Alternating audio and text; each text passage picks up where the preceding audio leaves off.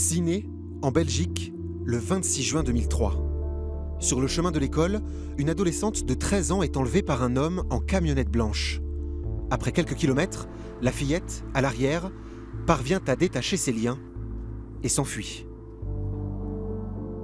J'ai vu que c'était marqué « Ouvrir ici » et j'ai appuyé dessus et voilà, c'est ouvert. En pleine campagne, la voilà secourue par une automobiliste qui la conduit immédiatement au commissariat. Sur la route, miracle, elle recroise la camionnette blanche. Elle note sa plaque, BMP 967. Cette petite, dans mes souvenirs, a un courage absolument exceptionnel. Sans elle, on ne sait pas quel nombre de victimes Fourniret aurait été capable de tuer, d'enlever à tout le moins par la suite. Donc c'est vraiment... je dirais que cette petite fille, dans tout l'ensemble des faits, est une petite héroïne. Michel Fourniret. Ce Français, originaire de Sedan, est un père de famille de 61 ans vivant en Belgique. Identifié comme le propriétaire du véhicule, il est aussitôt arrêté.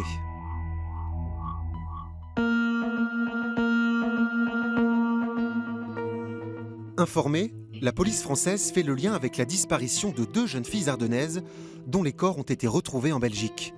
Mais confrontés au mutisme de Michel Fourniret, les enquêteurs se tournent vers son épouse, Monique Olivier. Ils vont sentir la faille, c'est-à-dire que à la fois pour sauver sa peau, elle est mère, il ne faut pas l'oublier, donc pour peut-être lui permettre de revoir un jour leur fils Selim, etc., etc., pour sauver sa peau, elle va peut-être dire des choses, et c'est ce qui va se produire. Michel Fourniret n'a plus le choix. Après 10 mois de dénégation, il reconnaît 8 meurtres. Entre 1987 et 2001, il a kidnappé, violé et assassiné plusieurs adolescentes. 2 victimes ont même été enterrées dans son ancienne propriété, le château de Sautou. Et sa principale complice était son épouse. Cette complicité de son épouse va évidemment lui permettre de chasser avec une grande facilité. Lorsque vous prenez votre camionnette, votre fourgonnette, votre voiture, peu importe le moyen de transport, que vous avez à votre côté, une épouse, une femme en tout cas, qui inspire plus ou moins confiance, elle a quelques cheveux grisonnants, voilà, et qu'a fortiori parfois vous avez un chien ou un enfant, puisqu'ils vont utiliser parfois leur enfant, c'est très facile. À l'origine de cette complicité criminelle, un pacte noué alors que Michel Fourniret était en prison. Au milieu des années 80, l'homme est en détention pour agression sexuelle. Il passe une petite annonce dans un magazine catholique. Prisonnier aimerait correspondre avec personne de tout âge pour oublier solitude. Une femme, divorcée, répond Monique Olivier. Ils concluent ensemble un marché sordide. Il tuera ses ex-maris si elle lui livre de jeunes filles vierges à sa sortie. Elle tombe sur un pervers, elle tombe sur un diabolique qui va révéler en elle des choses qu'elle ignorait.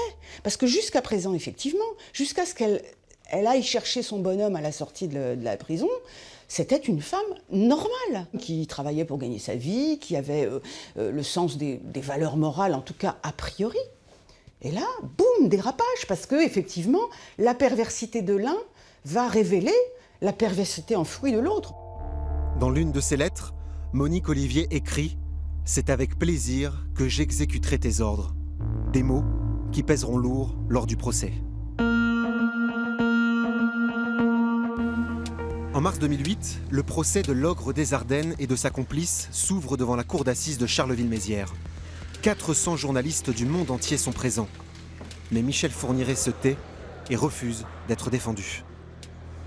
Lorsqu'il arrive à l'audience, il dit « motus et bouche cousue, je ne dirai rien », etc. Il a face à lui des dizaines de parents éplorés qui veulent évidemment trouver un semblant de réponse aux multiples questionnements qui les hantent depuis tant d'années.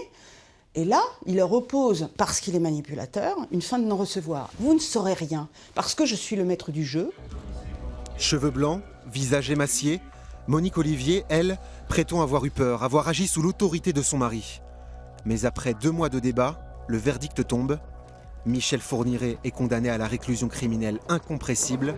Son épouse, à la perpétuité, assortie de 28 ans de sûreté. Le couple diabolique divorcera 2 ans plus tard.